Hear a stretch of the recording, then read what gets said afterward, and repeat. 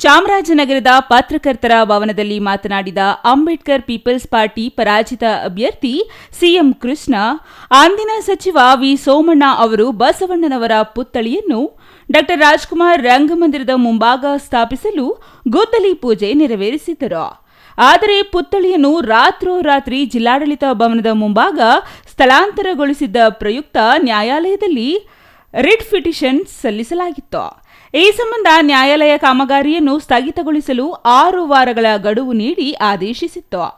ಆದರೆ ನ್ಯಾಯಾಲಯದ ಆದೇಶ ಉಲ್ಲಂಘಿಸಿರುವ ಅಪರ ಜಿಲ್ಲಾಧಿಕಾರಿ ಗೀತಾ ಹುಡೇದ, ನಿರ್ಮಿತಿ ಕೇಂದ್ರದ ಯೋಜನಾ ವ್ಯವಸ್ಥಾಪಕಿ ಮಂಜುಳಾ, ಎಇಇ ವೃಷವೇಂದ್ರಪ್ಪ ವಿರುದ್ಧ ಸರ್ಕಾರದ ಮುಖ್ಯ ಕಾರ್ಯದರ್ಶಿಗಳು ತಕ್ಷಣದಿಂದಲೇ ವಜಾಗೊಳಿಸಬೇಕೆಂದು ಆಗ್ರಹಿಸಿದ್ದಾರೆ.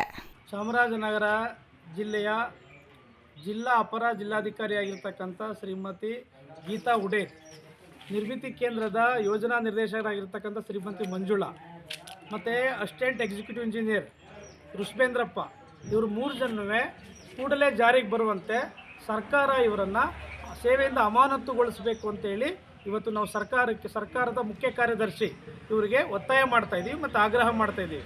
ಕಾರಣ ಇಷ್ಟೇ, ಜಿಲ್ಲಾಡಳಿತದ ಆವರಣದಲ್ಲಿ ವಚನಕಾರ ಶ್ರೀ ಬಸವಣ್ಣ ಅವ್ರನ್ನ ಪ್ರತಿಮೆನ ಅಕ್ರಮವಾಗಿ ಕಾನೂನು ಬಾಹಿರವಾಗಿ ಅವರು ನಿರ್ಮಾಣ ಮಾಡ್ತಾ ಇದ್ದಾರೆ.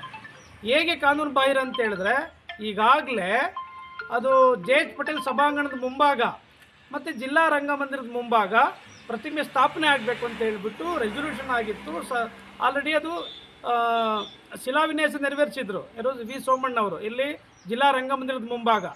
ಆದರೆ ಇದನ್ನು ಧಿಕ್ಕರಿಸಿ ಒಂದು ಸರ್ಕಾರಿ ಜಿಲ್ಲಾ ಮಟ್ಟದ ಅಧಿಕಾರಿಗಳಾಗಿ ಸರ್ಕಾರದ ನಿಯಮವನ್ನೇ ಮತ್ತು ಕಾನೂನನ್ನೇ ಉಲ್ಲಂಘಿಸಿ ಇವರು ಸ್ವಪ್ರತಿಷ್ಠೆ ಅಂದರೆ ಸುತ್ತೂರು ಮಠದ ಸ್ವಾಮೀಜಿ ಆಶೀರ್ವಾದ ಬೆಂಬಲ ಪಡ್ಕೊಳ್ಳೋದಕ್ಕೆ ಮತ್ತು ಆ ವೀರಶೈವ ಲಿಂಗಾಯತ ಸಮುದಾಯದ ಬೆಂಬಲ ತಗೊಂಡು ರಾಜಕಾರಣ ಮಾಡಕ್ಕೆ ಬಂದಿದ್ದಾರಾ, ಎಡಿಸಿಯ ಕೆಲಸ ಮಾಡಕ್ಕೆ ಬಂದಿದ್ದಾರಾ? ಅಪರ ಜಿಲ್ಲಾಧಿಕಾರಿಗಳು ಸುತ್ತೂರು ಶ್ರೀಗಳ ಓಲೈಕೆಗಾಗಿ ಕಾನೂನು ಬಾಹಿರವಾಗಿ ನಡೆದುಕೊಳ್ಳುತ್ತಿದ್ದಾರೆ.